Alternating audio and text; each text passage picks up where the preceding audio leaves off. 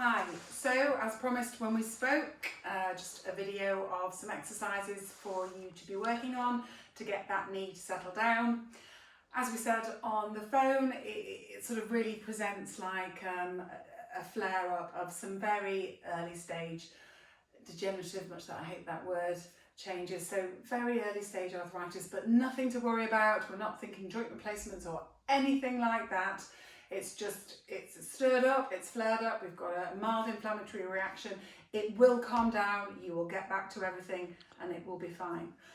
So the first thing to say is, when I had a look at it via the beauty of WhatsApp video, it is a little bit puffy, so ice sounds sort of pretty basic, but you know, it's quite underrated and can work sort of really well. So ice pack. Packet of frozen peas, make sure you don't eat them afterwards, wrapped in a damp towel just for 10 minutes at a time, 2 to 3 times a day on that knee. Even if it's not feeling sort of that irritable, just to try and get that swelling to settle down a bit.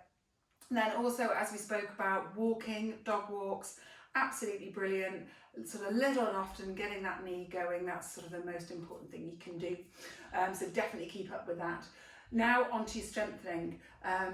So strengthening, absolutely really important to get the quads, the hamstrings and the glutes in particular working. Your sort of muscles absorb shock, if you like, and help dissipate the forces that go through the joints, the knee in particular. So it's really important to get those as strong as we can. So your first couple of just sort of home modifications, if you like, for the ones you see in the gym. So the leg press, the one where you push, and the leg extension. So your leg press, obviously I'm aware you have a whole selection of colours of TheraBand or resistance training band at home.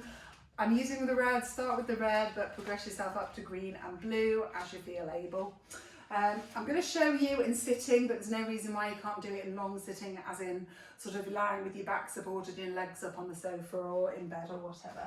So sitting on the chair, make sure your back's supported, bring that foot up like that, wrap that around your hands. Now the key is to keep your hands where they are, and then you're going to push into that resistance and then control the release. What people are very good at doing is moving their hands as well, or just dropping the leg down, or bringing it off to one side. You're working to extend that knee, hands stay where they are, control, release. Obviously the beauty of these things are that you can crank them up, you can double them up. So you're only sort of a week down the sort of line from your symptoms presenting, so sort of be fairly gentle with it, but as your pain and that swelling starts to dissipate, start to push it a little bit more. We know that sort of working with greater resistance gives us much better sort of gains from a strength point of view, as opposed to doing lower resistance but lots and lots of repetitions. So pushing out like that, control the release. At the moment, work on sort of sets of 10 to 12 repetitions, but sort of 2 or 3 sets. You should really feel the burn in that quads, and that's what we want. Your other exercise, you want a small bag like that, perhaps inappropriately. This is a child's lunch bag. And into that I'm putting some weight, distinctly mediocre Pinot Grigio. Pop that onto the end of your right foot, and that's your little bit of weight really. And then obviously as you get better, you can put more weight into that. Again, back nicely supported, and all you're doing is lifting up into extension like that and controlling that release down. And again, up and down. And again, sort of low resistance to begin with, because that knee's a bit inflamed and sore. As it starts to feel better and your symptoms start to ease, increase your weight, so you're really working that. You'll do a lower number of reps but several sets, so aiming for sort of 5 to 6 repetitions to the point of, oh, this really feels tired, but sort of 3 to 4 sets of that. So that's that one to work on. Your next ones to work on are really for your bum muscles. So as we pointed out when we were looking at you today, balance on that left leg was great, really quite wobbly on the right, but not painful. Therefore, to work on that, every time you stood up, I want you practicing just standing on that right leg. We need those balance receptors because that's what gives our sort of body the feedback to telling us where we are, which makes those muscles work to then support that joint. So when you're brushing your teeth, washing your hands, cooking the dinner, waiting for the kettle to boil, be stood on your right leg like that. Okay, so lying on your back. You can do this on the bed, you don't have to do it on the floor, or to be honest on the sofa as well. Knees bent, you're going to tuck your spine, push that into the bottom of the bed, tuck that pelvis under, squeeze your bum sheets together and drive up like that. And this is a really good one for engaging those glutes.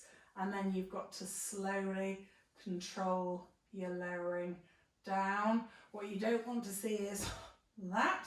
So again, tuck under, press your back into the bed, push up, really driving through those glutes, pushing up through there, and slowly control your release. If you feel your hamstrings starting to cramp, bring your heels a little bit closer in like that. And then as you get better, you can walk them out again. The other one to do, lying down, but again, you can do it on your bed or on the settee like that. Heels together, knees together, hand on your hip. I'm a little teapot just to stabilise that pelvis. And this is called a clam, and that's the kind of movement you're sort of imagining. You're going to lift that top right leg up. Doesn't go much further than that. If you go any further, then that pelvis rolls back in order to get that leg there. So you just bring it up, hold it for a few seconds, control the release. And again, lift it up, hold it for a few seconds, control the release. As that starts to get easier, your progression is to straighten that leg and to bring it up to the side like that. Hold for a few seconds and control your release. Okay, so all those exercises targeting your quads, your glutes and your hamstrings. As that knee starts to settle down and feel a bit more comfortable, you kind of want to up the ante a little bit from an exercise point of view. And a good one to do is always a squat. Squats are brilliant exercises, weight bear loading exercises, fire loads of muscles.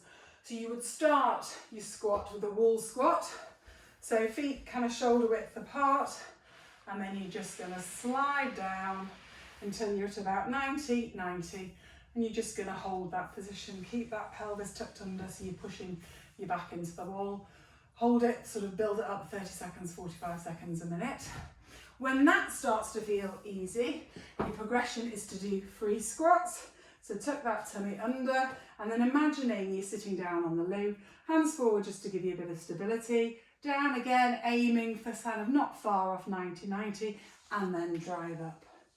Slow and controlled, down and drive up. And really think about driving up through those glutes. Slow and controlled and drive up. And then your progression from that is to do them single leg. And as your husband kindly pointed out, you did struggle with that today, but this is really kind of later stage rehab. Standing on that right leg, hip, knee, ankle in nice alignment. And again, you are coming down and driving up. So again, it's that sitting back and driving up. Okay, but that's when that knee is feeling absolutely great that you progress to this. Any questions at all, don't hesitate to get back in touch with me, but hopefully that's a programme for you to work through over the next few weeks, and I anticipate it will settle down over the next few weeks as well. I think we've just stirred it up a bit. But you know where I am if you need me. In the meantime, look after yourself and stay safe.